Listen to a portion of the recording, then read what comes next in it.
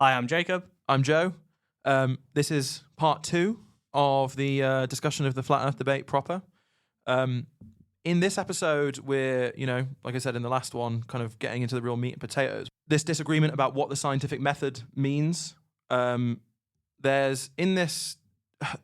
get confused a little bit in this part, right? It very quickly deteriorates in this part. It deteriorates in many ways. There is, as Jacob highlights later on, a bit of goalpost shifting at some point. We start talking a lot about not only scientific methodology, but the nature of experimentation itself. Yeah. We also go on to talk about, I offer kinds of examples of scientific inquiry which doesn't fit their notion of scientific method. They, at the very end, kind of supply me with some sources that they think will end up supporting their argument, which we do a little bit of a deep dive into one of them. Yeah. And we make some points about how the scientific method is represented in scientific education generally. So to recap episode 1, this first episode where we really get into listening to the flat earthers speak to me, everything really starts by us disagreeing about Einstein and the nature of Einstein's work and whether or not his work is good science. One of them brings up a quote from Nikola Tesla as some kind of authority on the question of whether or not Einstein's theories of relativity are good science, which we talk about a little bit. We puzzle over why it is that these conspiracy types really give a shit about Tesla. And really quickly, the debate becomes a debate about the philosophy of science. They start saying things like all science really has to revolve around forming hypotheses about causal relationships between dependent and independent variables.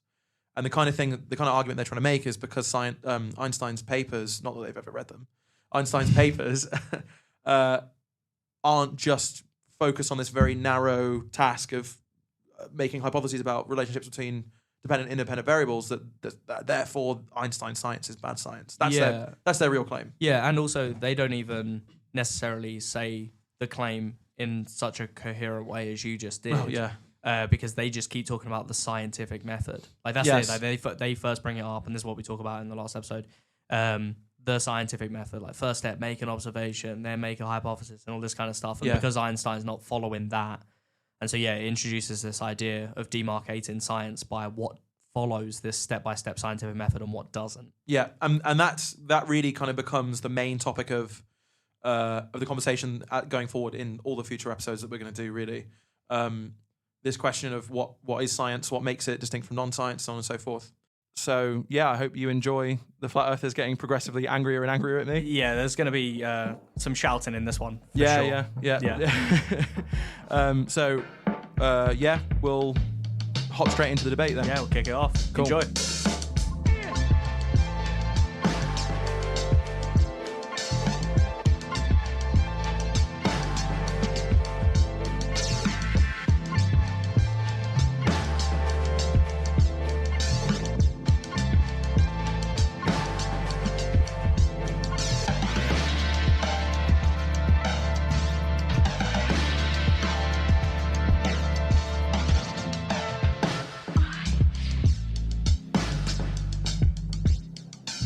No, so the thing is that denying that there is such a thing as a single scientific method is not the same as denying that science... You're just an idiot, dude. Give me the scientific method that has something other than a dependent, independent, and control variable. I don't think there is a scientific method. Hey, give me the one. Give me any of them that doesn't include those variables I just outlined. Sometimes scientists. How many scientific method you have? In general, just give me a number. Other one. I don't think there is a number. Science is just... Yeah, give me the other one, because I'm familiar with the one that tests out dependent and independent variables and so forth. Give me the other one, any other one. Yeah, so sometimes scientists just do exploratory research. They are not trying to test science. It's not the scientific method. That's not an experiment. You can't have an experiment. Let's do the science. Yeah, that's the whole point. You can't do an experiment, without using this method. Of course you can. No, you're not doing an experiment then. A chemist can go, what happens if I mix these two things together, and then just do it. Yeah, okay, that's That's a an experiment. viable scientific. You can frame that in a hypothesis. What's the If I hypothesis? do this, then that happens. No. If I mix these, then that. Sometimes scientists just do exploratory research where they have no thoughts about what's going to happen next. They just do it. Okay, well, that's just trying shit out. That's just fucking around and finding out. That's not necessarily that's finding part out. of science. That's not necessarily following. That's not necessarily following the scientific method, though. Fucking around and finding out is part of science. It's a very That's important part not of necessarily. Yeah, it is kind of. Yeah, manipulating Yes, no, variables. not kind of. It's really Yeah, important. it is kind of, but in a specific framework. If you're manipulating variables to see if that effect that you observed actually occurs or not, that is following the scientific method. If you're just fucking around and just testing shit out to see what happens, okay, fair enough. It's not the scientific method per se, though. Yeah, I just want to say this. You're saying that informal. Listen. No, listen. You're saying that there are informal experiments. Great, that's fine. There are informal experiments, but they lack the control needed to be called a scientific experiment. And that's the key here. No. You could be a chemist, and you could go, well, I wonder what happens if I mix these two chemicals together, and you very, very specifically control the conditions of the experiment so that you know exactly how much of this chemical and how much of that chemical, what temperature you're going to keep the beakers at, shit like that. You can really very specifically control the conditions. So hold on. Yeah, no hypothesis. You just have no hypothesis about what's going to happen next. May I say if they start with a something? hypothesis and they're manipulating their variables, then that is an experiment, my friend. No, but there's no But hypothesis. what you're describing is a fun, creative, explorative, generating ideas thing. That's not natural That's part of science. Part of science. Okay, I've stopped it there. It's evident that they just don't understand what I'm saying. Yeah. Even a little bit. They seem to think that they consistently insist that the experiment, the hypothetical example that I'm talking about with the chemist mixing these chemicals, which is just made up bollocks. I'm not a chemist, man. I don't know shit about chemistry, but I'm willing to bet that it happens. That they are insisting that there's some kind of hypothesis implicit in this kind of research. Yeah. Which there just isn't. Well, by stipulation. Short of something will happen. Yeah, but even then, it's like sometimes you can mix inert chemicals and nothing will happen, right? So it's just a bit. Yeah, so I mean, in this bit, basically, what I'm talking to them about is this concept of exploratory research, and exploratory research, like it sounds, is this kind of fucking around and finding out thing, which is the way that it gets described. I did do a little bit of reading about some kind of a literature on the role of exploratory research in science. Yeah, I read this paper by now forgive me, authors, if I mispronounce the name, Shikor and Hangel from 2019. Okay. Where they did some interviewing, or I think what they do actually is they reinterpret some data that has come from like interviews from scientific researchers. Okay, yeah. Asking them about how it is that their methods work. And there's a whole section on the role of exploratory research. Right. And what they point out is that exploratory research is considered an official part of science because these institutions that hand out grants often hand out specific exploratory grants for the purpose of exploratory research, which is to say research that is not kicked off by a hypothesis. So that's the point, right? And apparently as well, exploratory research grants are typically lower paid grants than the theory-driven grants. But nonetheless, right, it's the institutions themselves see it as a real part of science. Yeah, absolutely. Yeah. Well, I mean, there's just many levels to the kind of debate that's going on here. Yeah. So, firstly, it sounds like they're saying that what you're talking about being science that doesn't follow the scientific method isn't an experiment, right? So if we go back to what we were talking about in the first episode about Einstein and his papers and him proposing his theories, one of the things we say was that there are many experiments that you can do to kind of confirm or deny these ideas that are being proposed, but it still counts as science, even though the papers themselves aren't like an experiment or aren't like a proposal for an experiment or anything like that, right? And one of the things they seem to be struggling with is this idea that there can be science and there's part of science and scientific discourse that just isn't an experiment to begin with, right? Yeah, that's a good point. Actually, I hadn't caught that when I was Yeah, having a debate. so it sounds they like kind of swap between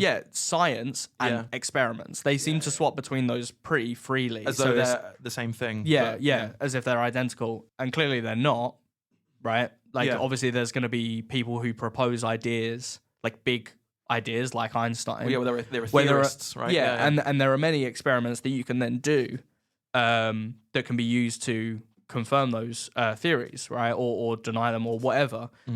So that's one of the problems, is that they want to be really narrow with their view of science, where it's like, no, it has to follow this method because this method defines experimentation, right? So that's one level, but they're wrong about that even, and that's the interesting thing then, is because then you go on to say, okay, even if we grant you this really narrow view of science where we're only including experimentation as being science, that doesn't even have to follow this method that you've defined it as, right? Yeah. Because it doesn't need to be hypothesis driven.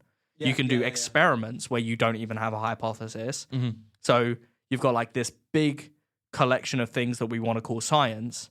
Part of that collection is going to be the experimentation, and then part of that collection is going to be the stuff that's hypothesis driven, right?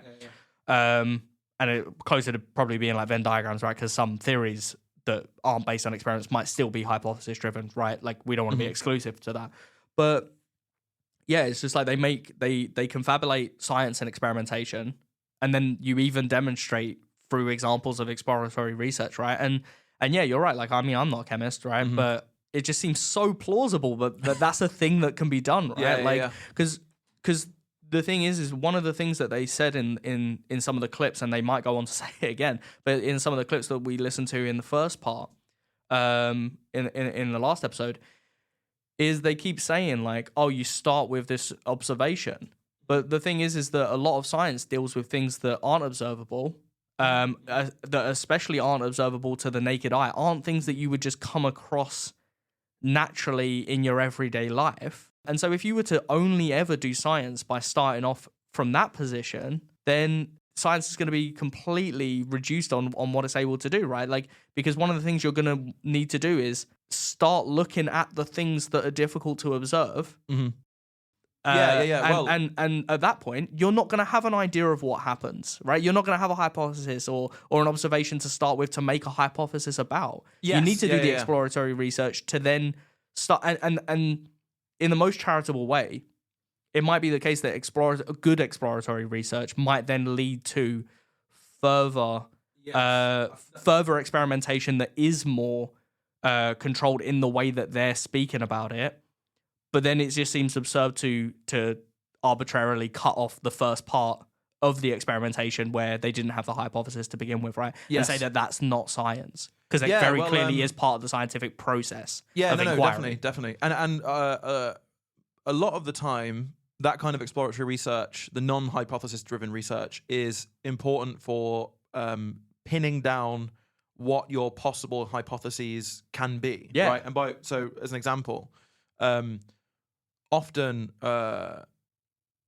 experimental physicists have conducted experiments on like fundamental particles and things like that to do things like measure their mass, which is not something that you can necessarily pin down by pure kind of theoretical or like purely conjecturally, and it's something you have to go out and observe. And once you observe, say, the mass of an electron, you can start pinning down specific hypotheses about how electrons should behave in interactions with other kinds of particles and things like that. And there are lots of examples of shit like this, right? I mean, even then though, the point is that you would also have had to have made done some exploratory research into knowing how things generally react around these other things, such that you can then make those hypotheses, right? Because say you just you started off and you were like, right, well, we've got all of these variables, right? Like we've got all of these different values, so we know the mass of this thing, and we know this, and we know this, but we don't know anything else, right? But I just observe this random thing happening, right? That's not what happens. They don't just like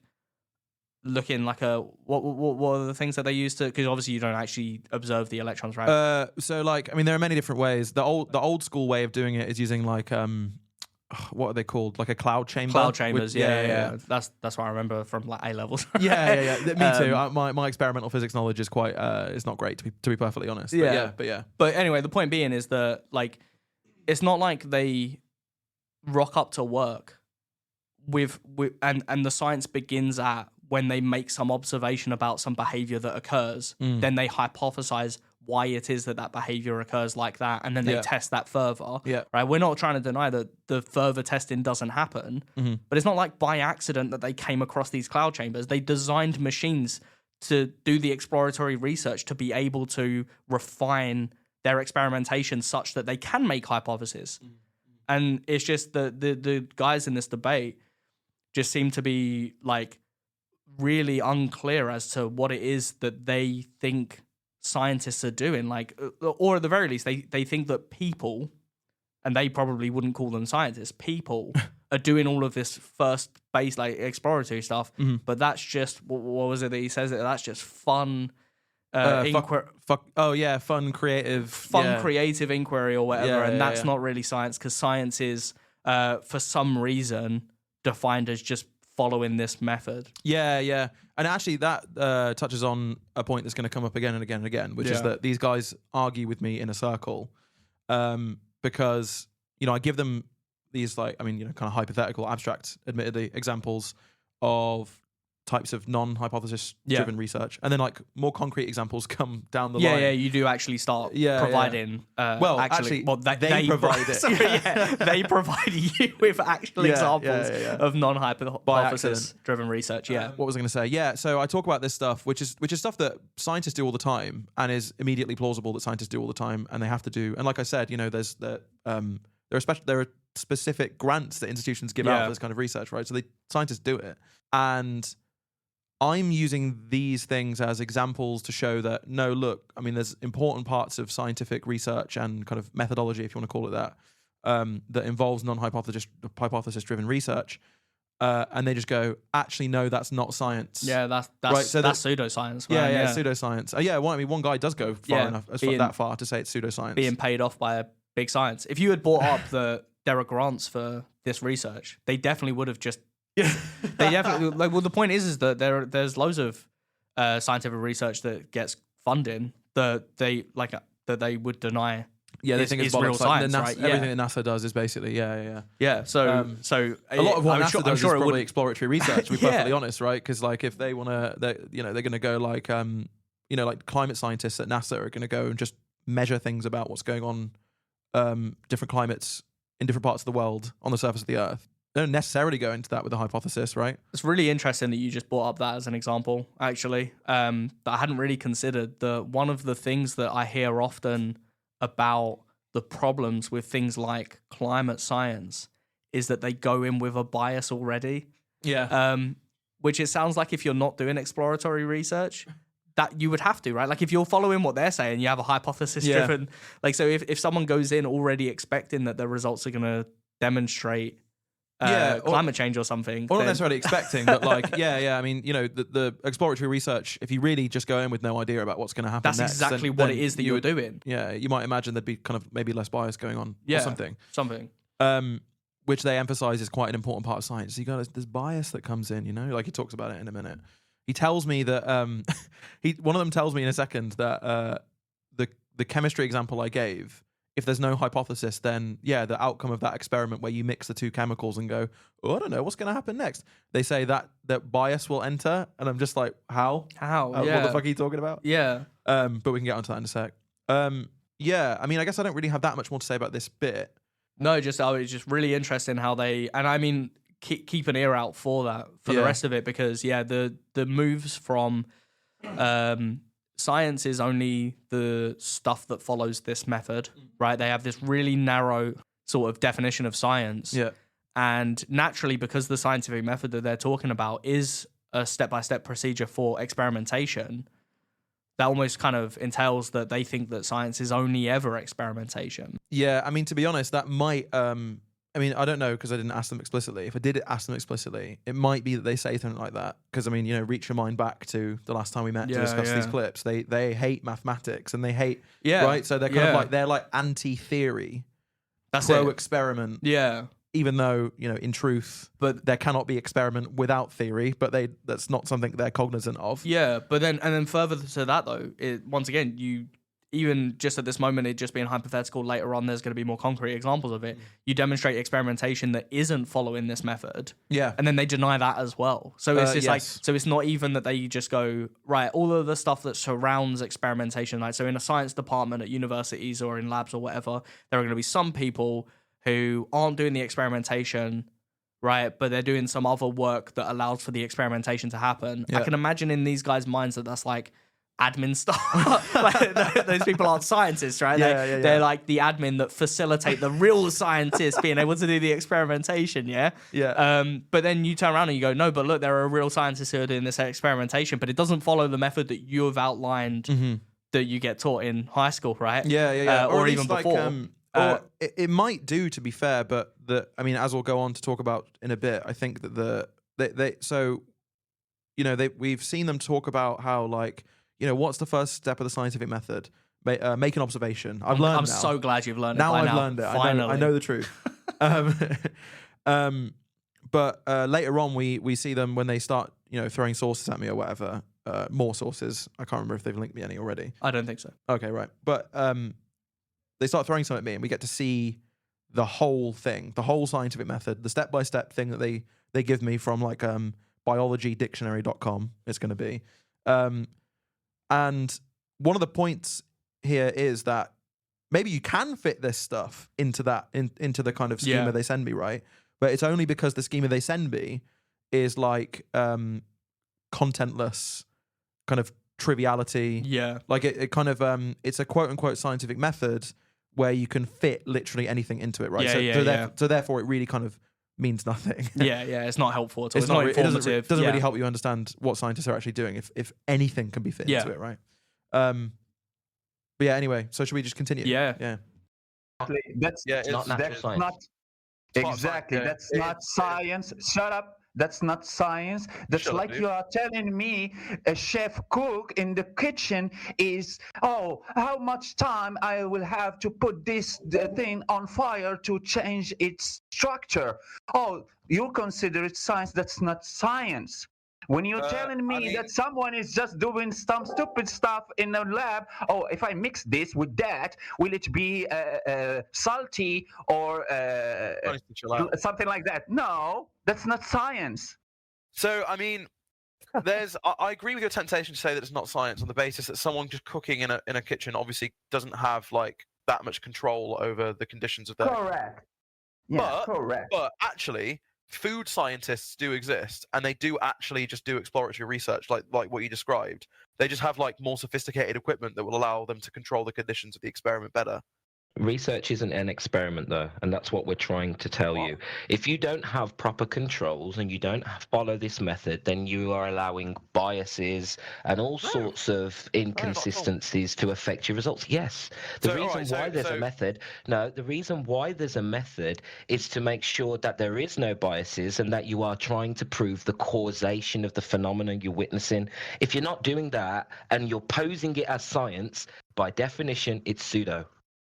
So if we imagine the case I was talking about just a second ago, what are the biases or inconsistencies with a chemist who, under very controlled conditions, right? They control the temperature, they control the different substances, they control how much of each substance. I don't really know what other kinds of conditions you need to control. Like in kitchen. I guess a chemist would know. And then they go, okay, what's going to happen now? What are the biases or inconsistencies with that? Like in the kitchen, it happens also in the kitchen. I don't give a shit if you think it's like a kitchen. I don't care. The same exact thing can happen in kitchen. Yes. You control the temperature, you control the pressure in that marmite or that thing. Dude, sometimes people do science about food. I don't know what to tell you. No, it's not science. It's just it's cooking. not science. Yeah, look, trial and error. Listen, trial and error, right, isn't on its own science. On its own, it's not considered science. Yeah. By who? Because it's serendipitous. It's something where you're coming across things by chance. You. All right, I pause it there. It's been about 2 minutes. So it's serendipitous. But look, so this is the bit where it does slowly now start devolving into a hatred back and forth, telling it. I mean, this new guy has jumped in, right? Who's like talking about cooking and stuff like that. And he's my man is exercised. Yeah, is not happy with me. But look, so his main point here is that guy I just spoke about, talking about the cooking, is that he's talking about how someone in the kitchen can do something analogous to what I was describing a chemist doing. Yes. Now, I sympathize with the argument he's trying to make. What he's trying to say, charitably reconstructed, although I think this is the point he's trying to make, is that my understanding of science, if we include this kind of exploratory research in an understanding of what science is, then a lot of stuff which doesn't seem intuitively like science ends up being included as science. You overgenerate, right? Huh? You overgenerate. More things count as being science than you'd want to accept. Now, the difficulty is that, and as I say in the recording, I sympathize with this because I can see why just being in a kitchen is not the same as being in a lab, right? Yeah. But the thing about this, there's an important point in here for me anyway, which is that whereas these guys seem to think that there must be some kind of categorical kind of distinction between what's going on in a kitchen and what's going on in a food science lab, right? Because food science, like I say, is a thing. And I mean, their laboratories are just basically very sophisticated kitchens. Yeah. There's to them, there has to be some kind of categorical distinction between these two things.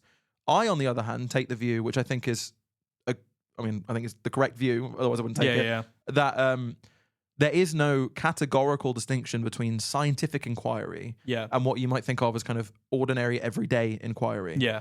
The difference really comes about through how much control you have over your observations and experiments, how sophisticated the kind of methods are you use for analyzing the results of your experiments. So, when you're in the kitchen, the kind of way you analyze the results of your kind of quote unquote experiments is that like you taste the food. And human taste buds are fallible in many different ways. Whereas a chemist in a chemist in a laboratory, what is a laboratory, but just a really fancy kitchen. A chemist in a laboratory is going to have lots of different kinds of ways to test, to figure out what kinds of substances they have in front of them, what the different concentrations are of them, and things like that, and pin down very specifically like what the chemical composition is of the different substances they're working with.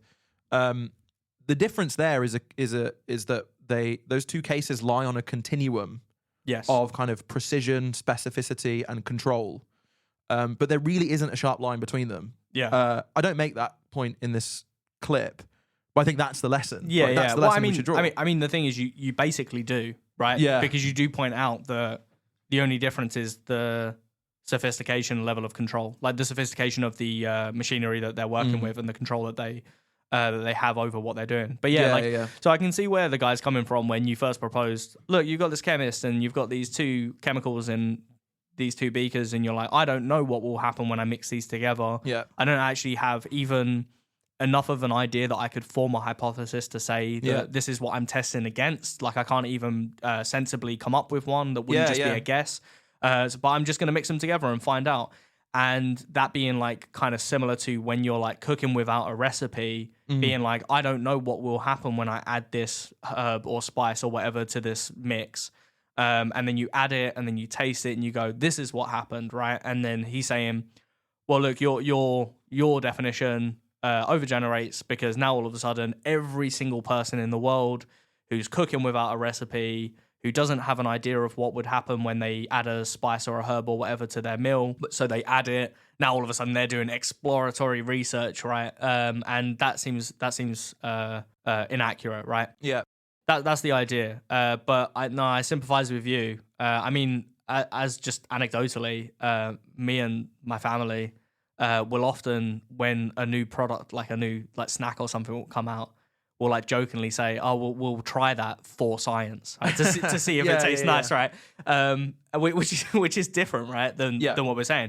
But there's the idea, right? We're inquiring into something, right? And in like a really loose way, you can call that science, right? Because we're testing to see whether something tastes nice, whatever. But in the case of the food science, though, you're just completely right that there's a measure of degree, and you can see that scale. Like you can imagine each step of it almost as you go from one side to the other. So at first, you can imagine someone just adding like a dash of something, right? Like that's a way that some old recipe books and maybe some existing now will add a dash of cinnamon or whatever, a pinch, yeah. That still happens, yeah. Absolutely. But then you'll have ones that are more accurate where they'll be like, add a teaspoon, right? Yes. And then you'll get ones that are even more accurate to that, and they'll say a level teaspoon, right? Like and things like this.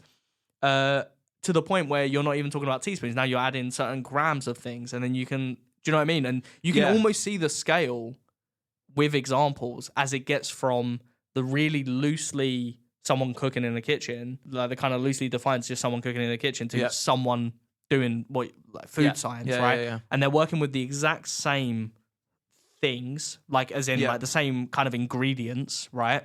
Yeah. Which, you know, chemicals as well, right? Because that chemicals are ingredients. Yeah.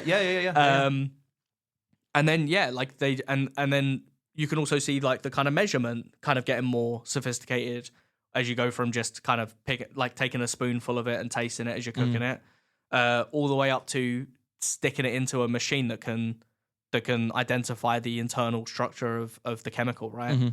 And then making kind of like observations and predictions from that going forward. Right. So it's just one of those things that if it's someone who's doing what they're doing in the kitchen, even in the really loose example, but they are doing it to inquire. Like they didn't do it by accident, right? They didn't do it just because they don't care. They're not interested about what happens after they add the herb in. They just do it, right? That's different. Would you agree? Wait, say that again. Sorry, the last. So if there's someone in the kitchen just cooking and they've got their whatever stew going, right, and they pick up a spice, and they accidentally drop it in. That doesn't count. Yeah, I suppose. If they're like, oh, I don't care what happens when I add this in, I'm just going to add it in. So they're just, I don't know, they're mindlessly doing it. I mean, hang on a sec, though. I mean, I'm willing to bet that there have been many accidental major discoveries in science that we'd be willing to say that was like a scientific discovery. Well, this is interesting then, right? Because I was going to come on to this because that's kind of what he's talking about toward the end about the serendipity. Serendipitous. Yeah. Right. But yeah, he's saying that's not luckiness is not science. Yeah. You just luckily came across that result. That's not science. But those kind of, you might think that those examples are part of the kind of history of how a scientific discovery was made. But I think that there is, in a charitable way, and maybe you disagree with this, I do think there's something to be said that for the person who isn't inquiring what would happen if they add the spice into their meal, they just add it, and then they taste it and they go, wow, this is delicious, right? But they've not really been paying attention to any of the things that they've been doing. They would then have to go and kind of repeat it in such a way where they were trying to reconstruct it. Yes. At that point, it would be science. But if it was just, they just luckily found out about it, would you even say that just the luckily finding out about it is also science? Maybe. I mean, this is whether or not science has to be an intentional act. I don't know. I have no opinion about that. Okay. I think science can be not intentional. I mean, look, well, I guess one way in which to specify what I'm trying to say is that we're talking in this example of someone mindlessly adding one thing, but really, if you're being mindless, you'd have been mindless the whole time, and you'd have been adding all sorts.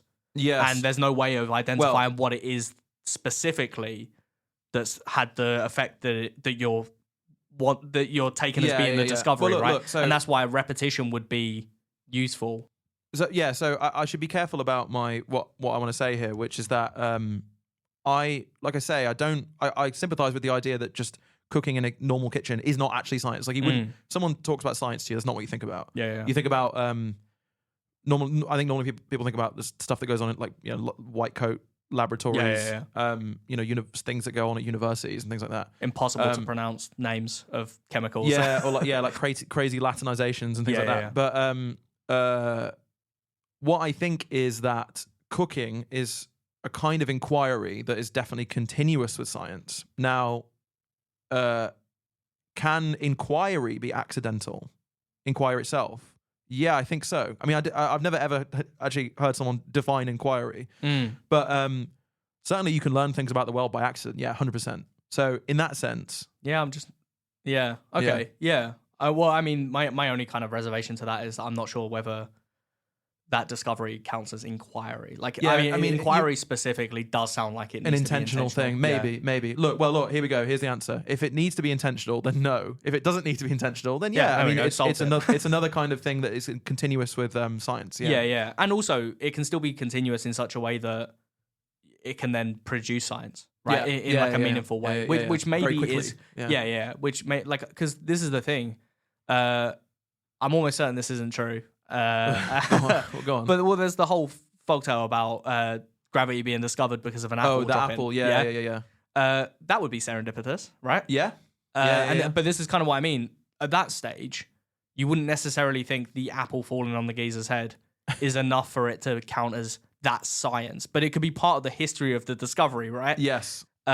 Because at that point, it's like, oh, why did that happen to me? Like, why did the apple fall on my head? And then you, I don't know, take a bit more control such that you then intentionally go and inquire as to why things fall down. Mm-hmm. Right? Yeah. And that's all I was kind of meaning is that it can be the case that you accidentally come across something that might not have been part of your inquiry as an intentional act, but can definitely then influence inquiry going forward. Mm-hmm. And so at that stage, it's not even actually whether science needs to be, or whether inquiry needs to be intentional or not. Even if you define it such that it does need to be intentional, there's the further question of just whether the stuff that you're talking about being continuous with, I'm calling it as part of the history of the discovery or whatever. Yeah. Right? Whether you just, where's the line that you draw to say, and now the science begins here. Yeah. The lines are blurred. That's kind of my whole point, really. Yeah. I definitely agree with you there. And depending on the context, there are going to be cases where people will probably intuitively say, no, that accidental discovery does count as science, but this accidental discovery in the kitchen didn't. Yeah, sure. I'm willing to admit that. Whatever. Oh, also, as an aside, the Newton thing. Now, don't quote me on this, you or anyone. But my understanding is that there is something to the story about the apple, but not necessarily that it hit him on the head. Now, the reason that I say that partly is because here at York, I think it was a professor. He might be like a professor emeritus now. Yeah. In the physics department, has an apple tree that was grown from seeds that came from Newton's apple tree in Cambridge. And like, so it was a real tree. It was a real tree. It was a real tree. Like there is Newton's apple tree was a thing apparently, right? Wouldn't it be so incredibly sad? Because that sounds really cool. I'm going to be honest, I actually think that sounds pretty cool. But wouldn't it be really sad if those seeds are like, you know, when you can buy like movie memorabilia off of eBay and it's all just fake? Yeah. Would it be really sad if this guy thinks his apple tree I remember come from the seed of Newton's? There was an induction event in the, like, when, you know, first year undergraduate, which I think they still do every year. I'm not actually sure, but they have the kind of observatory. I don't know if you've ever seen that before. They have a little astro. They have like the astro campus. That's pretty cool. No, I've not seen that. Right, yeah. Where they have a little kind of get together with all the physics students, and everyone gets a slice of apple pie that's made from the apples from the tree that came from Newton's tree. Apparently, that's crazy. That's real brain food. Yeah, I think that the apple pie has extra significance. At least it did to me. I don't know if this got said at the this was they gave this reasoning. Okay, but there's a famous quote from Carl Sagan in his Cosmos series where he says, "If you want to bake an apple pie, you must first create the universe." That's the thing, right? And the apple pie was some important thing, and he was cutting an apple pie. And also in the clip, we'll cut all this out if we need to, by the way. In the clip, in the show, he's like, while he's explaining this, he's on like a dining room cutting an apple pie, and he can't cut it properly. He just mashes it. But like he's like spitting all this like deep wisdom while he's doing it, and they just kept it while in. He fails to cut an apple pie. He doesn't make a slice. He just kind of mashes it up.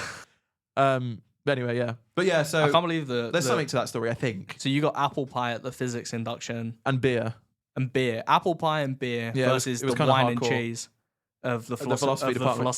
It was always a wine and cheese induction for the philosophy department. I think one thing to bring up which is important, which we don't get to in the clip, and for the viewer's sake, you must remember that I was doing this on the fly with no prep. Naturally. So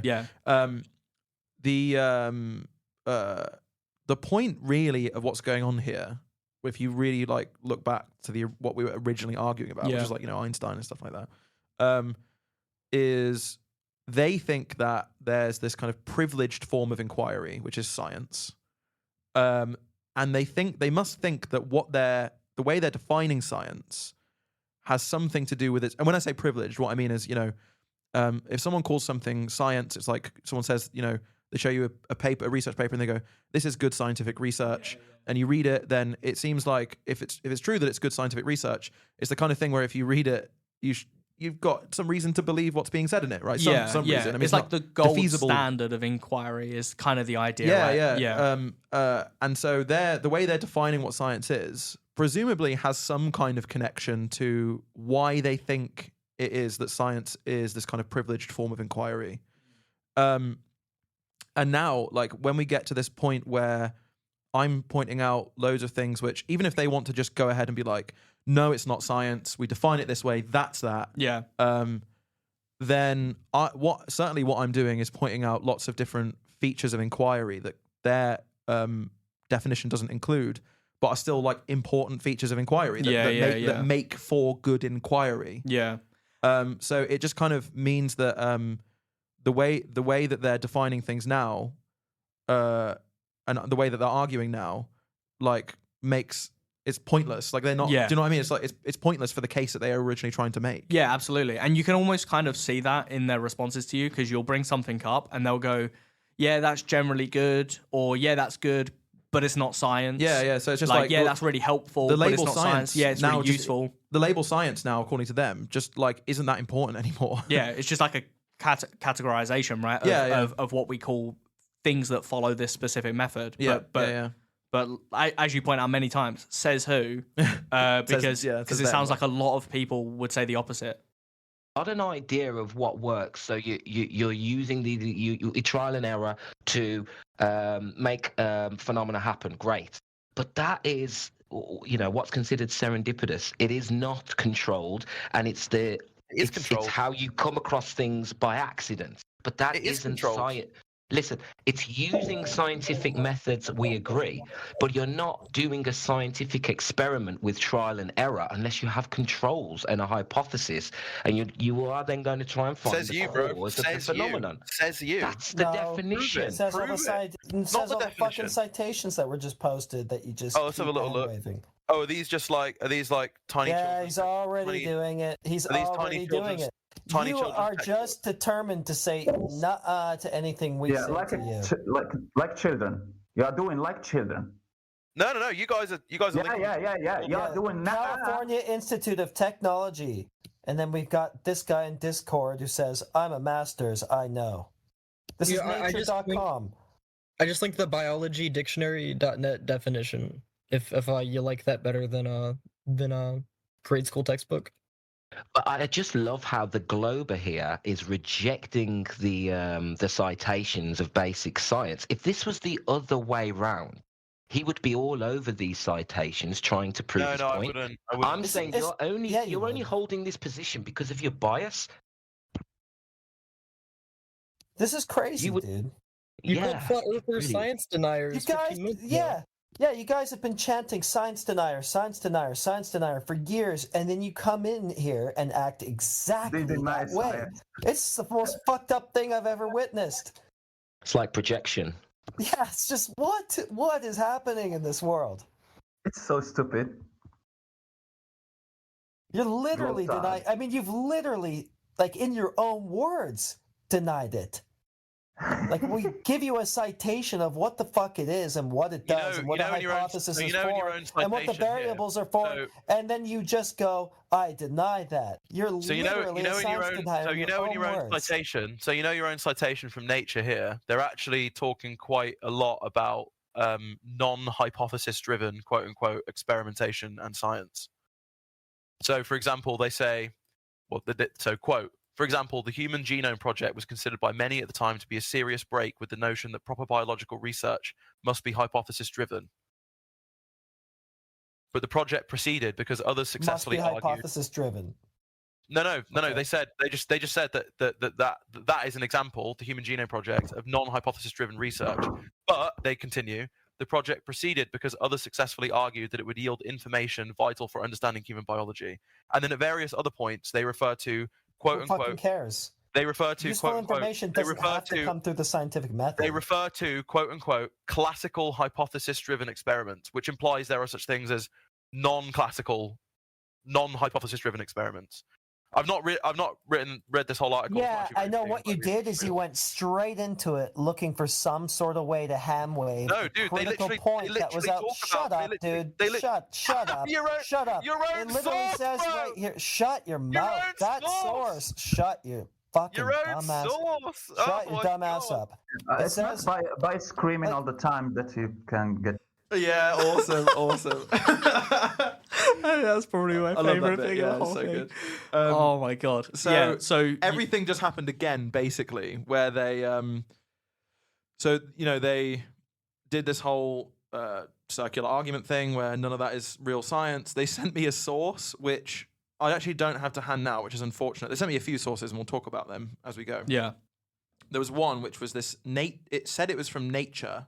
Like the journal, but it was like 2 pages of a PDF, so I don't know what it was. It was weird, but it was clearly someone talking about like the role of hypothesis, like in science, like the idea of that your research kind of has to involve hypotheses all the time. So like that. At this stage, I just want to kind of make a clarification for how the discussion should really be framed going forward, I guess. So we made the point earlier in this episode that they keep kind of conflating experimentation and science.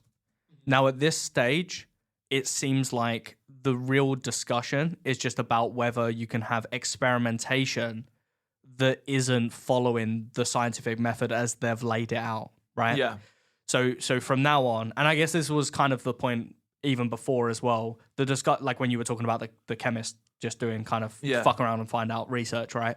The discussion now is just whether experimentation has to be following this step-by-step thing, or whether you can have experimentation that doesn't have a hypothesis, that doesn't start from an observation, whatever, right? So the reason why I wanted to make this point and to clarify this is at this stage, the discussion isn't even really what science is, right? Because the point is that very clearly, as we've already discussed in this episode, and as I'm hoping most of our listeners' intuitions will lie, that science goes beyond just experimentation, right? Because there's theory involved, right? Creating theory. I think this is actually quite an important point to make really quick, which is that it's often not understood, especially by these types, right, where they have a very naive understanding of what an experiment actually is, right? Like in the previous episode, I was giving all these examples of, one example of an experiment which involves kind of, varying a variable to see how another variable will change, and that's your experiment, right? And then you try and hypothesize something about the relationship between those two variables. And I gave the example of someone, the growth of a person, their height, in response to varying the amount of calcium they consume. That is, you might think, there's relatively little kind of theory, as it were, that goes into that kind of experimentation. But when you're talking about like fundamental physics, which is, physics is my background, so I'm going to talk about physics as the examples that I can reach for. I think that's okay, because that was also the background of the start of this debate. Yeah, right? Precisely. When you go into doing experiments in when nuclear physicists are trying to kind of confine a plasma or something like that to try and do nuclear fusion. Part of the assumption, the kind of body of assumptions that goes into an experiment in like a tokamak, which is one of these, kind of machines that essentially, you confine plasma and you do various things to the plasma in order to try and extract energy from it. Part of the body of assumptions that goes into that is like loads and loads and loads of assumptions about basically electromagnetism and how electromagnetic fields work and how they can be used to manipulate charged objects and things like that, right? Very, very sophisticated kind of mathematical theory is like baked into the experiment itself. So to argue, as these guys are sort of implicitly arguing, or at least like shifting the goalposts in the way that sort of maybe the goalposts have been shifted in this conversation so far, where science is like equated with experimentation and things like that. Even experimentation has all of these other bits of science kind of baked into it, right? Like the theory goes into the experiments. Inescapably. So there's a really good point. So basically, all I was trying to say is just at this point, we're no longer discussing really whether the scientific method defines science, right? That's out the window, right? Just we can even kind of forget about that. They still might make that claim, and I think they do. I think even in the clip that we just listened to, I think they did. And they're trying to kind of push this idea that that's not science. That's uninteresting now. Let's not talk about that anymore, because we've already demonstrated why you shouldn't think that, right? There's a good way of thinking about scientific science as being this kind of privileged form of inquiry that you kind of mentioned, that's continuous with ordinary inquiry, and it doesn't have to be restrained by just being experimentation. Yeah. Right? And further, it doesn't need to be constrained by the very narrow view of experimentation that they're taking. Yeah. So really now, a lot of the discussion is going to be around whether experimentation is some privileged form of science, and whether that is... Like, so we can frame it like that, right? Like, say that we accept that there's science beyond just experimentation, right? Which we should. They probably don't, but we should, right? And then there's whether the kind of experimentation that they're talking about is some privileged version of experimentation, such that that's the quote unquote correct real science, or the correct science. Yeah, just because I think a lot of the discussion that's coming up is going to be about different experimentation. Or different experiments, that don't follow this method, and you're kind of arguing this point. No, look, you can have experiments that aren't hypothesis driven, right? And I just wanted to clarify this, that you're not conceding that science is only experimentation. Oh, sure, yeah, right? 100%, yeah. So we're going beyond that. So you're in a way playing devil's advocate to argue on their point, to just say, no, look, in order to demonstrate that you're wrong about what experimentation is, I'm just going to narrow my focus to I'm going to stop bringing up examples that aren't to do with experiments. We're just going to talk about experimentation. But that's not you conceding that science is only experimentation. I do actually... No, you're right about that, right? The goalposts have shifted in that way, and the point that we were sort of debating earlier and is now sort of shifted, you're quite right, I've not conceded ground on that at all, because they're completely wrong about it. Yeah. I do also, though, because they did send me some sources that were talking about, like, the scientific method. Like, they still think they're talking about the scientific method. Yeah. That I want to have a closer look at in a second. Okay. But you're quite right. The examples that we look at are really examples of experiments or some kind of empirical scientific research that is not driven by a hypothesis, but is still, like, really important for getting scientific knowledge and is like a major scientific discovery. Namely, the one that gets discussed in that Nature article, or whatever it is, again, I don't know what that PDF is, is the Human Genome Project, right? The Human Genome Project being this bit of biological research. Now, my understanding of genetics is limited, but the point is that the human genome is kind of, in a sense, coded, and what the Human Genome Project was trying to do is, like, find out what the code was, right? So that you can, like, sort of see from the most basic building blocks how it is that the human body is kind of constructed from its DNA and stuff like that. And the point is eventually that, and this has happened since, we can learn things about how specific parts of the human genome are connected to kind of specific features of our body and our physical makeup and things like that. And it can be applied to medicine and stuff like that.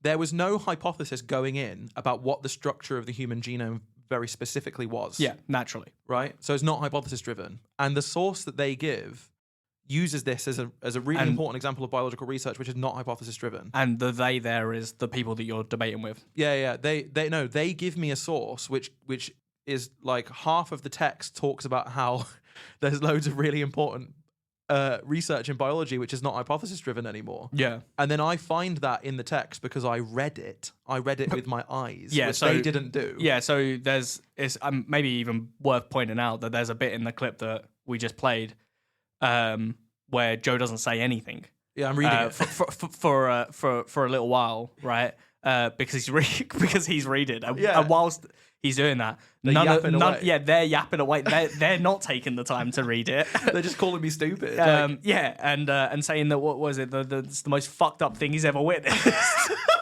and Dude, this guy has had a fucking cushy life. Yeah. This is the most fucked up thing he's ever seen.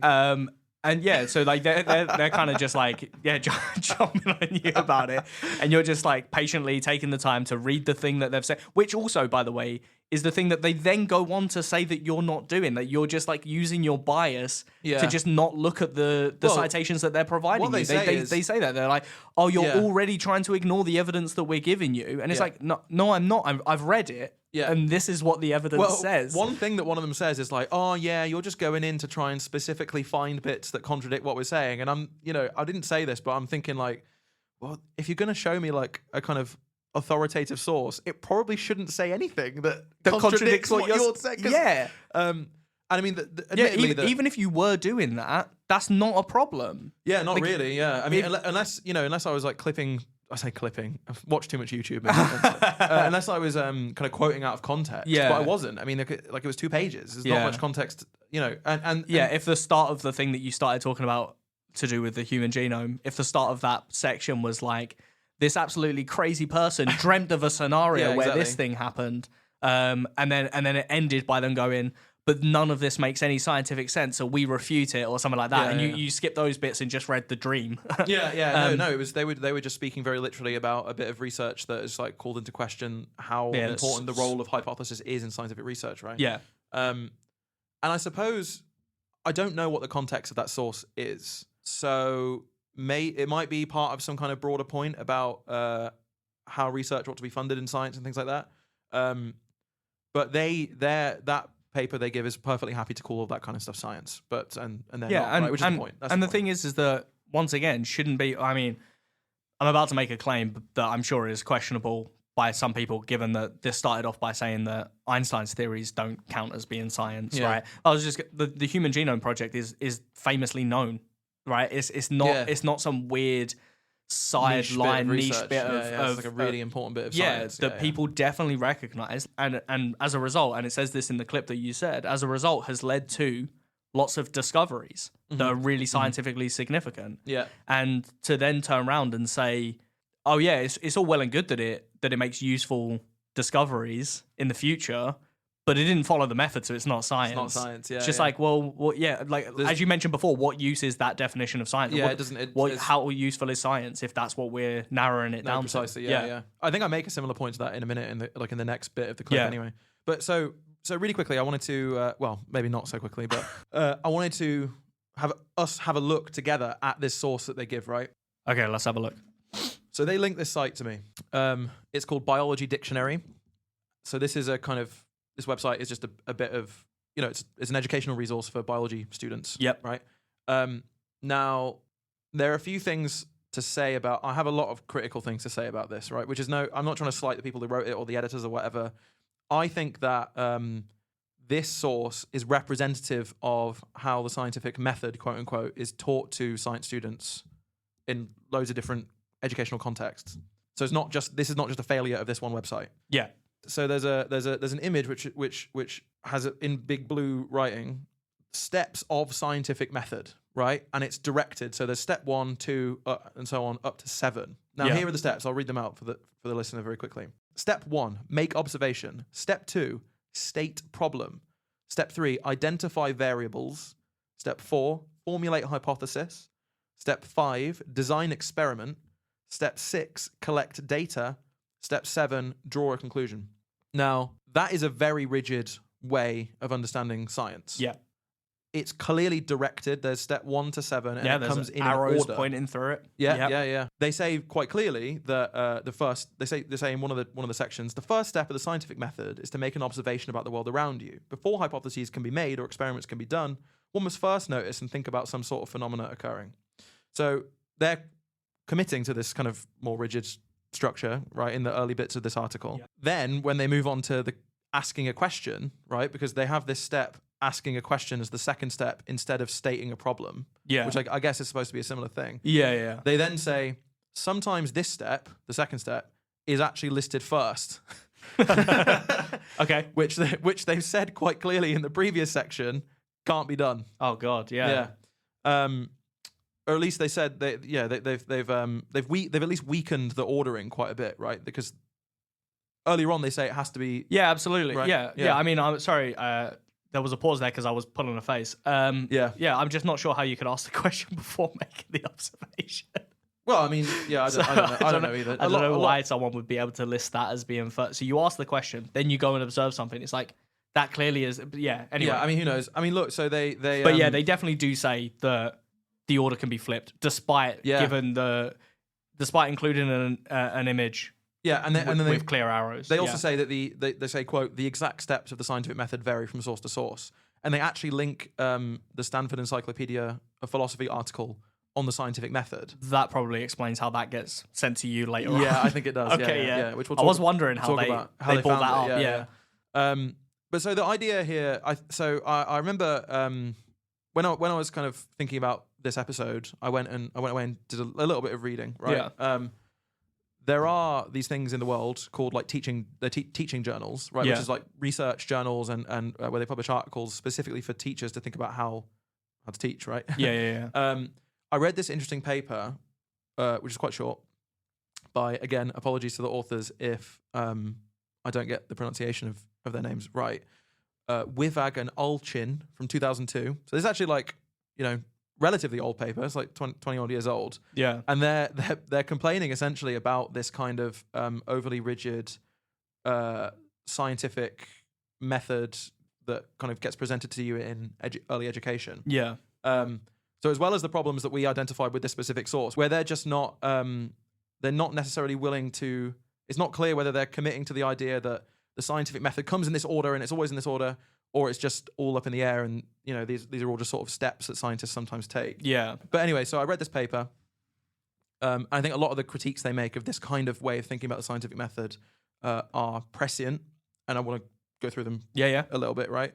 Some of the accusations they make is that when it comes to scientific education, and now to be clear, we're talking about pedagogy, which is slightly different to,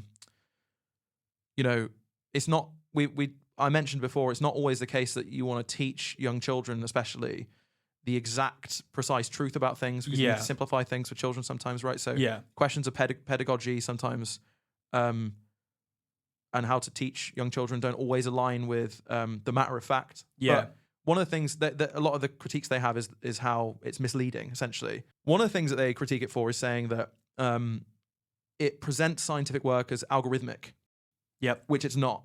And in actual practice, of course, science requires creativity. Yeah. Fun, creative tasks. Yeah, well, exactly. And I actually think that this is just some speculation on my part, right? But I think this is plausible. That, you often hear people talk about how, when they're in earlier education, and by that I include like undergraduate science education, and then they move on to graduate work, people often complain about not feeling cut out for graduate work because it involves a different kind of intuition and creative thinking that the earlier stuff doesn't necessarily teach you how to do, right? Yeah.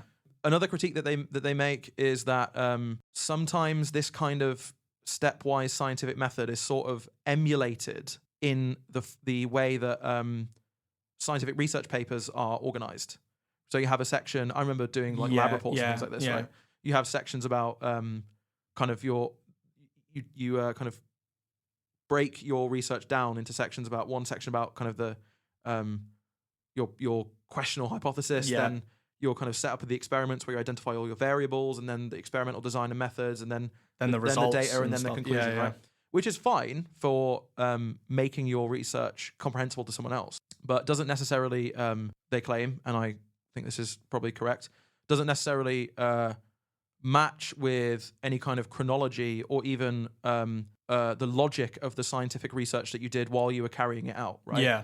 So it's like a good way of displaying the results that you kind of get and how you got to it, but it's not representative of what actually happened. Yeah. Now, another thing that they critique them for is that, and these guys are, if I'm right, I think they're education researchers or teachers, biology teachers themselves, right? They were publishing in a journal specifically about biology, biology education. Yeah. Another thing that they report is that students come away thinking that this kind of algorithmic way of thinking about the scientific method, that students come away with the idea of thinking that this is a guarantee of discovery and truth. Yeah. When it isn't. Yeah. Right? This kind of method can, like, sometimes, I mean, insofar as it's ever followed, doesn't deliver results sometimes. Yeah. And also sometimes because it still needs to be interpreted, right? Yeah. And there are going to be variables that you might not be aware of when you're conducting the experiment. Yeah. Right. Yeah. And so you might literally get a conclusion that's incorrect, that's just straight up false because of other like kind of things that you're not aware of. And you have to go essentially like even again insofar as this method was followed, you have to go back and revisit steps and basically the order breaks down at that point, right? Yeah, exactly. The minute that you have to go and then rethink about all the kinds of research that you've just been doing, this order is not the correct order anymore. Yeah, exactly. Almost like it could be extended, right? Yeah, sometimes it's represented as a circle. Yeah. Right, I can see a picture of that on this website as well. Yeah. Hypothesis, experiment, results, conclusions goes back into a hypothesis. Yeah, sure. So it's not actually clear at various points as well whether what they're doing is showing you a method for science as a whole. So like you do your research and you have your observations and your data and your hypotheses or whatever. It circles back round and you do your next research project or someone else does a research project, right? And then you restart. Which, if being accurate, shouldn't be a circle.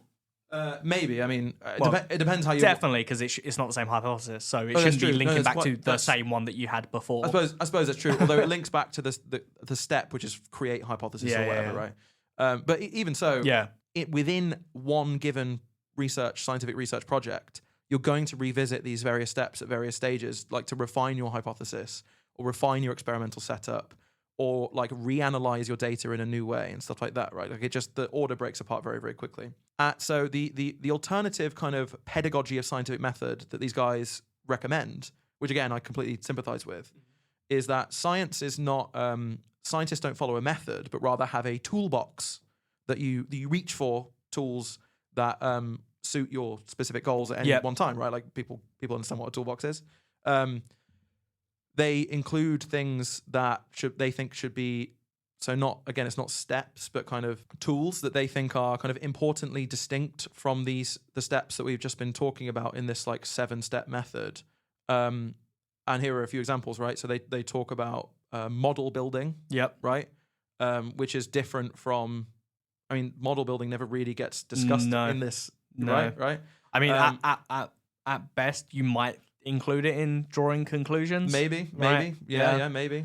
But I mean, you definitely don't need to create a model to draw a conclusion. So they're distinct. Yeah, they are. I think they are distinct. The role of analogy, right? So using the idea in science that when you're trying to build an experiment or come up with an explanation for some kind of experiment, that you use an analogy to some other physical process that you know about in your everyday life. This comes up in lots of different areas. Another example is inductive reasoning. Well, I mean, draw a conclusion once again might be... Well, maybe.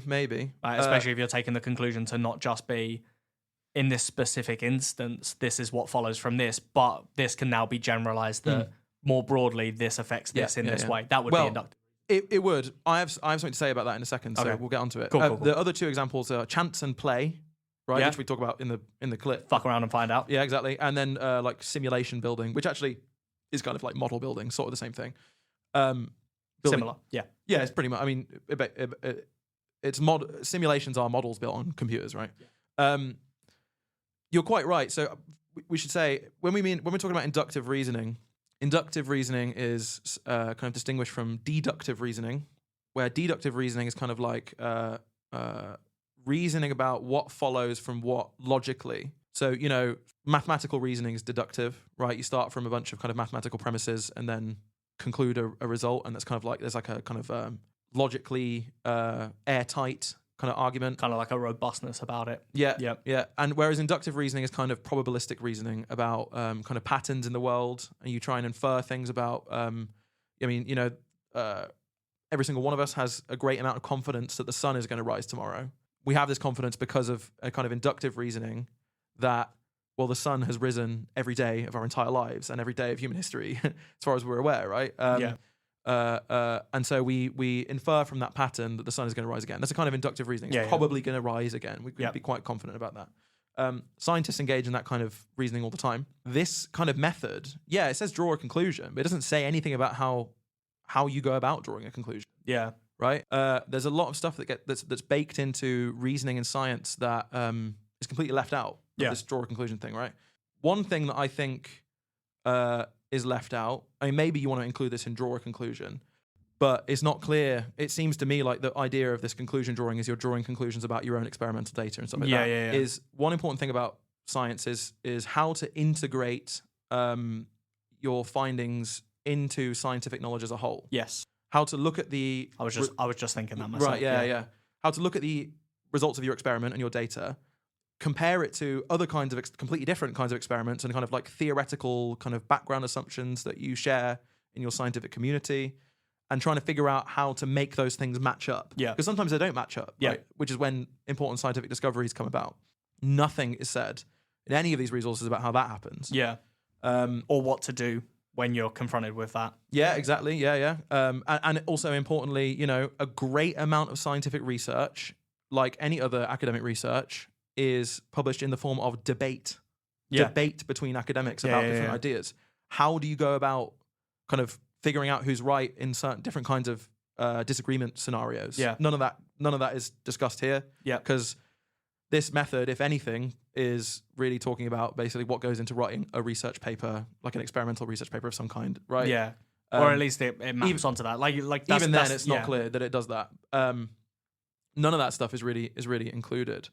And just to round out my discussing of this paper, what they say that they don't think that scientific method as a whole should be given like a kind of universal general characterization, but they say like, if you put a gun to my head, here's what I would say. And so I quote: scientists follow hunches, clues, and questions obtained from observations, earlier claims, reading, etc. These are other ways that scientists can source hunches and clues and things like that. And they go on to say, they explore how to generate relevant information. They consider possible sources of error. They engage others in interpreting evidence, which we've just discussed. Results usually lead to more questions. Ideas are refined, some change, and some are abandoned. So you can see that what they're getting at here is that it's kind of a complex hodgepodge of different things, right? Yeah. Which is what science is. And you could think that basically all of this stuff is stuff that goes on in ordinary inquiry to maybe a lesser extent. Yeah. Which goes to the point that I was making earlier, which is that scientific inquiry and ordinary inquiry are completely continuous with one another, but that one of them, kind of the science side, is the side of more specificity, more sophistication in your methods and your kind of methods of analysis and and the precision in the control of your experiments or whatever. You might think that greater kind of amounts of like background assumptions go into it, or at least more accurate background assumptions. Maybe. The other thing I was just going to say about this article specifically, this going back to the biology dictionary.net page, is at the end of it, they also then go on to say, this is a quote: scientists use the scientific method in their research, but it is also used by people who aren't scientists in everyday life. Yes, right, there you go, yeah. So once again, going back to Joe's point about ordinary inquiry being continuous with scientific inquiry, even if we accept those that you were debating with, even if we accept that science is just what this scientific method, or it just is this method, sorry. Even this source that they provide you with talks about how you might have used this scientific method many times just solving problems in your everyday life. So they give the example of a light bulb going out, and then you notice it. That's your observation. Then you ask the question, why is the light bulb out? And that's your stating the problem or asking the question. You come up with some guesses or hypothesis for why the light bulb is out, and then you change the light bulb. Like, well, no, but like this that's is the your thing. Experiment, I guess, right? Well, but but this is the point. The light bulb's out because the light bulb's broken. You change the light bulb, it still isn't turning on. Well, that means that the problem's elsewhere, right? And you can see how this is continuous with science, right? Yeah, so there's another respect in which their own source disproved something they said, but I didn't pick up on it in the actual when I was talking to them in the first place. Yeah, well, to be fair, when you were trying to read this stuff, they were all constantly shouting at me, like calling me an idiot and stuff, and a science denier. But yeah, so I mean, as far as it goes, like I can imagine this being a helpful resource for answering your homework. Yeah, but that's it, right? Like it's only useful for the exam that they give you about the scientific method. And also, it is also useful as it is an option of inquiry. This is one way in which you can conduct some inquiry. I suppose that's true. Especially if you're happy to be more flexible with the order of the steps and what steps have to be included. And the way in which you define the steps, right? So if you're happy for a hypothesis to just be a guess, like in the light bulb case that they throw out, they literally say you come up with possible guesses or hypotheses, and this is the point. There is that is just a guess. You're not framing it as being an if-then causal statement that includes the variables, right? Includes independent and dependent variables in the hypothesis, which is what was being demanded of you in the clips in the last episode, right? So if you become more loose with what these steps can be, and you become looser with the order of them and which ones get included. So basically, if you just revert to treating them as tools in a toolbox, exactly, precisely. Then it can be a way in which inquiry is conducted, but it doesn't have to be some privileged scientific inquiry. It's just inquiry, which can be the privileged scientific with the additional specificity and kind of control and precision, and also you might say kind of substantiality to the research, like the importance of it, the usefulness of it, or it can and also the fact that you're this is something that I think distinguishes science as well, is the level at which community is involved in the inquiry, right? Yeah. So obviously, ordinary inquiry is done within a community, but the point is of a scientific community is it's a group of people that are very clearly dedicated to a specific field.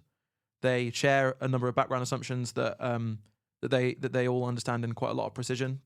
So I mean, I was talking about the nuclear fusion stuff earlier. Yeah. Physicists working on nuclear fusion, all of them have this kind of background knowledge of how electromagnetic fields work and stuff like that, and then how they can apply that in their own research. And with the example of nuclear fusion research in particular, as a community, they share a very specific goal, which is we want to create nuclear fusion reactors that actually are, work. Yeah. And really quickly as well, there's one thing I should say, which is so a minute ago, we were talking about inductive reasoning, the role of inductive reasoning in science, and how it is that it seems like this kind of stepwise method misses out the very, very important kind of part of science, which is the debate aspect of it, right? When there are kind of theoretical and disagreements about experimentation, how it is that those disagreements are eventually overcome. You could, if you wanted to, shoehorn that in to the kind of last step, which is the draw a conclusion step. Yeah. Now, when you look at the actual website, that's a very inflated step. We've crammed a lot into that step. This is exactly my point, right? So if you look at the website, it's clear they're talking about specifically drawing a conclusion about what your data says. Yes. And what your experiment says, right? And they're saying well, you might have to repeat the experiment if the conclusion doesn't make any sense or whatever. So, if you make this method, if you characterize this method, this stepwise method, in a way that's very rigid, it obviously misses loads of stuff out. Yeah. If you try and inflate it a bit and try and kind of blur the edges of this method a bit, it essentially can include anything and thus becomes useless and meaningless. Yeah. Which I think is the point I really want to make about this kind of way of thinking about things. Yeah. There's a quote really quickly from the SEP article that they later sent, which I think captures this really nicely. One thing that they say, so the Stanford Encyclopedia of Philosophy, by the way, is like a kind of philosophical resource. It's a really famous encyclopedia. These articles are written by experts in the field. They as you'll see coming, send me an article that they have in the SEP on the scientific method, which again we'll link. And that's because it's linked in this article. It's linked in this article, okay. yeah. In the biology dictionary. Yeah. Which and it does kind of the Stanford Encyclopedia article kind of shits all over what this website is trying to do. So it's actually not clear to me that the people who wrote this page read the article. I mean, Stanford Encyclopedia articles are also they're long and really they're technical. Long. Yeah, they can be technical. Well, yeah, they can be very technical. Yeah. But look. So this is what the SCP article said, and I think this really does summarize the point quite succinctly. They say this entry, referring to the article itself, could have been given the title of Scientific Methods and gone on to fill volumes, or it could have been extremely short, consisting of a brief summary rejection of the idea that there is any such thing as a unique scientific method at all. Both unhappy prospects are due to the fact that scientific activity varies so much across disciplines, times, places, and scientists that any account which manages to unify it all will either consist of overwhelming descriptive detail or trivial generalizations. Yeah. So I think what's going on in this website and this kind of stepwise scientific method, which again I think is not just a feature of this website, but is a feature of how scientific method is often discussed in education, is very much on the side of if it's going to work at all, it ends up being on the side of trivial generalization. Yeah.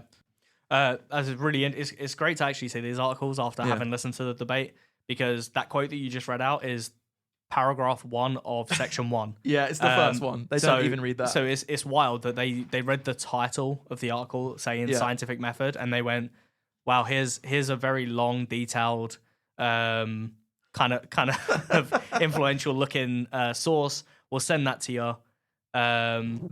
They just assumed that it would just say their belief in it. But it straight up says the complete opposite. Oh, immediately, yeah. Like that bit where it just says, or could have been extremely short, consisting of a brief summary rejection of the idea that there is ever such a thing as a unique scientific method. Yeah. Which is, it doesn't make them look good. Wild. Yeah, it doesn't make them look good. They flat earthers like don't read the things that they don't read. They just send you loads of stuff. Anything. Yeah, it's wild. Yeah. Wow, that's interesting. Well, obviously we'll go on to discuss that article a bit more when it comes up, I imagine, right? The Stanford Encyclopedia one. But yeah, it's kind of wild. Like, I mean, I'm surprised that you were actually as charitable about this biologydictionary.net article, because it looks really introductory. Like, just looking at it, dude, this is, it reminds me of, like, do you remember like BBC Bite Size sort of thing? It's very similar. It just looks exactly like that, which is kind of the point that you were making to them, like back in part 1. Like, look, we teach this to children not because it's so foundational that no one can deny it. That they can't get off the ground without it, but because it's such an oversimplification that at the stage that they're at in their learning, they can start grasping with the and I guess the hope is that those that want to go on and pursue scientific inquiry further will notice that this is so restrictive a definition of how to do science and what science is that they'll naturally just start breaking away from it in their practice, right? As they go on. I mean, the thing is, that does happen. Yeah, definitely that happens. I think that the breaking away from it as well is not even necessarily conscious, which is why you sometimes have scientific education kind of or communication people who have training in science still kind of think about the scientific method in this way.